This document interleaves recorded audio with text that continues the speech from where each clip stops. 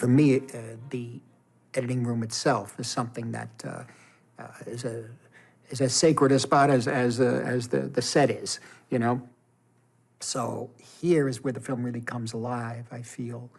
And when people talk about movies or cinema, they usually speak of images or the image, you know? I think what they're really talking about is sequences of images. So when we edit a picture, a movie, we put one image next to another image to create the impression of a continuous action. And then there are variations. I mean, you play with it. Discontinuities, ellipses, surprising cuts that sort of take you and reorient your sense of time and place, you know. But creating the impression of continuous action is how we tell stories in time. But there's something else for me.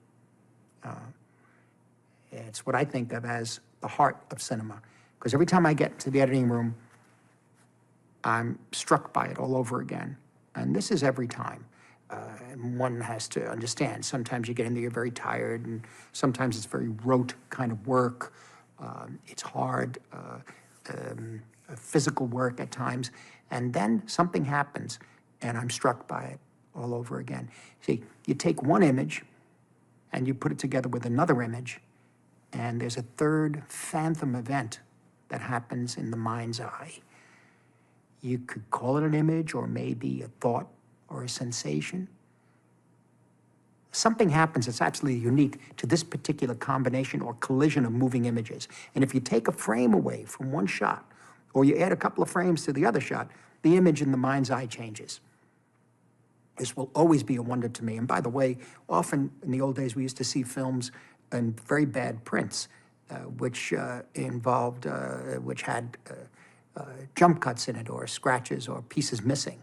And the scenes were different. By accident, they were different. So this addition and the subtraction of one or two frames, one frame, everything depends on that one frame. It is storytelling. One frame, each frame is important. You know, Eisenstein, Sergei Eisenstein talked about, well, he talked about this on an extremely theoretical level.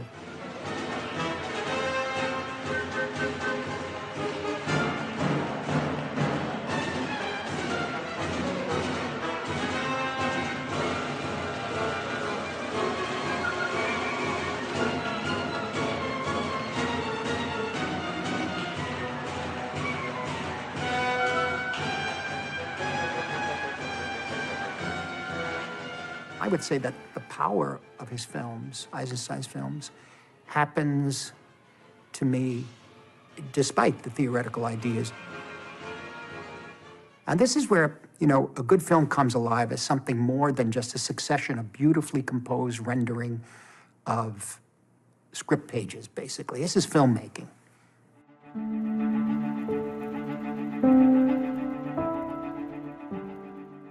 You have to understand that when I started making films in the early 60s, short films at NYU, which became a feature towards the end of the late 60s, before Mean Streets, et cetera, these things were, you made the film yourself, you know.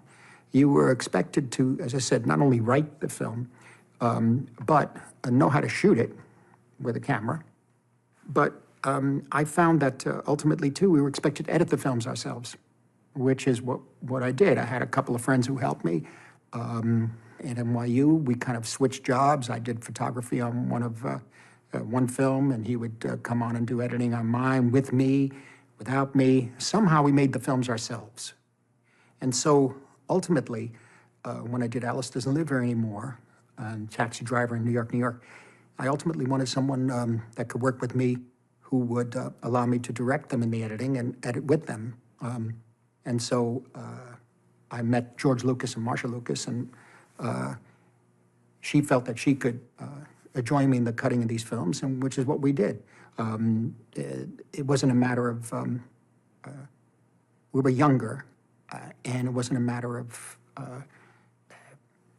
professional versus non-professional, threatened creativity versus non-threatening in any way, and that sort of thing. We just made the film. And they would listen to me, which is what I wanted. And we did have some other editors come in from time to time to do certain scenes, and wonderful editors, actually. helped remarkably, for example, with Taxi Driver in 2 or 3 scenes are really brilliant. But their style of working, their way of working, just was not conducive to what I did. After a very difficult period, I decided I was going to make Raging Bull.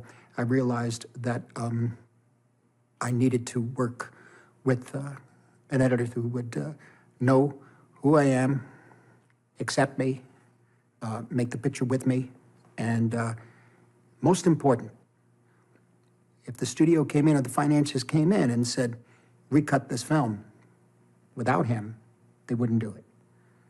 Because, again, it's about control, and again, it only comes off experience. It's the nature of the game.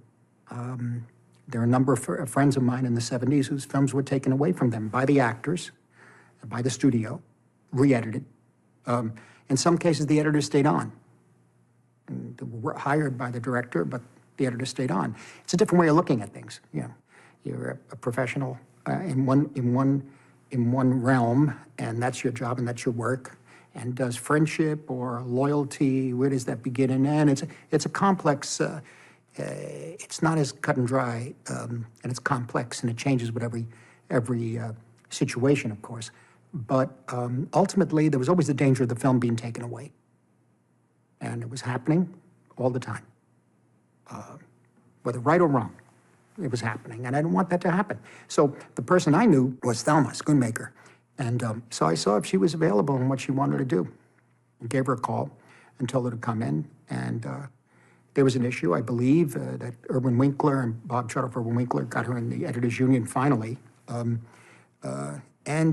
knew that in those circumstances, there was a trust that ultimately I wouldn't walk in the editing room one day and see a scene that we had worked on the week before re-edited without me. And so this is very important. And so that began a long collaboration in editing. And we went on to do King of Comedy. And there was another break, and then eventually decided to come together again on After Hours and continued up over the years. One of the other things about working with her is the trust, there's no doubt. It's the same mind, a like-mindedness, and also is not part of the industry that way. I mean, particularly in those days, just not part of it, doesn't think that way. And so she's gone through these journeys with me, and in so doing, we kind of know each other's people. And when you look back, 1963, 64, it's a long time.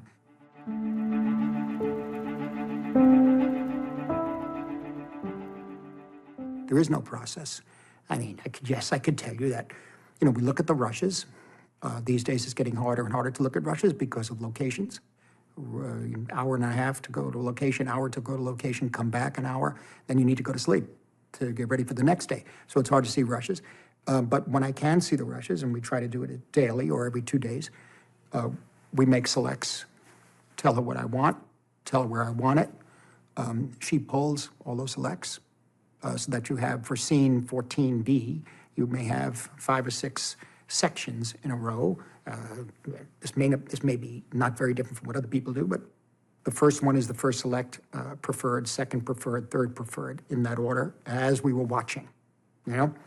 Then there are others. And we say, I probably want to use them, but pull it. And ultimately, in recutting the picture, you wind up using some of the stuff you thought you wouldn't use. But they're there already in that on that roll of film in the old days, and now in that, I guess, folder or something, or pamphlet, or whatever they call these little folios, or whatever they have in a computer. I don't know, a window or something. But in any event, it's there, and it's easily retrieved. That's the thing. And also, during that process, she memorized the stuff as I try to memorize what we're shooting. So she knows the footage and remembers different things, sometimes from takes that we decided not to use, where you need a different look on the face of the actor in relation to a certain line of dialogue. It's maybe too harsh, too low, too much, too high. I don't know. But in any event, there's an awareness that I have that she knows that footage. So from that period of doing the pulling for the selects, we then get together and direct the cutting of the scene, particularly if the scene doesn't have an edited sequence to it. In other words, particularly if a scene doesn't have shots that are designed to go from 1A to 1B to 1C to 2A to 2B to 2C That's sort of, if it doesn't have a mathematical design and it's more open and you could feel it out, and whether you start with a wide or tighter, I'm not quite sure, move in.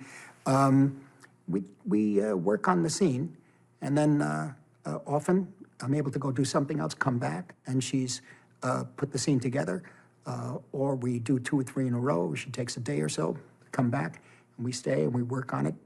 Very often it's late at night or something, and you know, we have done a great deal, and we get very excited about something, and we come back and see it the next day, and have to redo it completely. So that's really the process. And then ultimately, it's putting it all together and seeing it. In the case of certain films, less footage is an advantage, and it's a disadvantage. Disadvantage because you may be missing things, okay? But there's always ways around it, you know?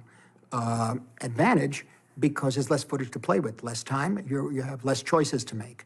In the case of Mean Streets, for example, or Taxi Driver, you know, even Raging Bull to a certain extent, particularly the fight scenes, because they were all fairly well laid out and drawn. So, except for the last fight where he's given a kind of a brutal beating by Sugar Ray on the ropes. That was shot differently and edited differently. But the majority is that they were not easy to cut, but they went together more in a more fluid way because of the designs.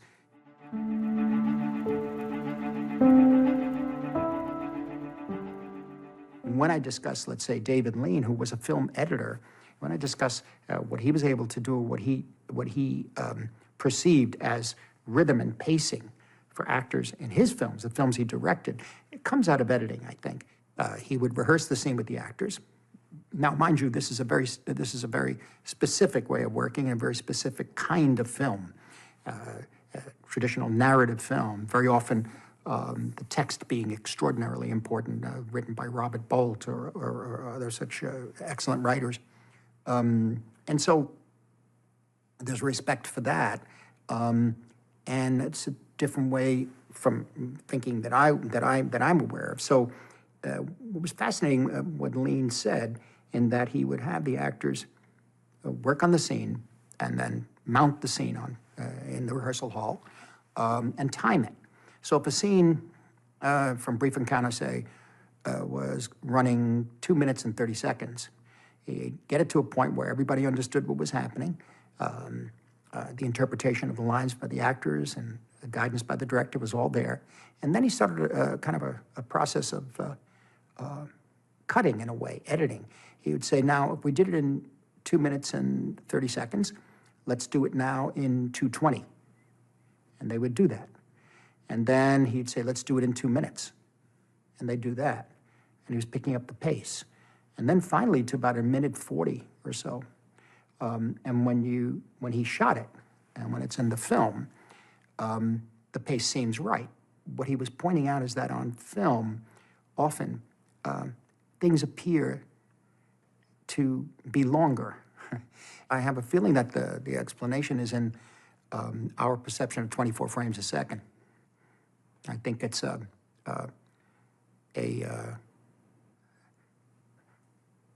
think it has to do with how the brain perceives the image.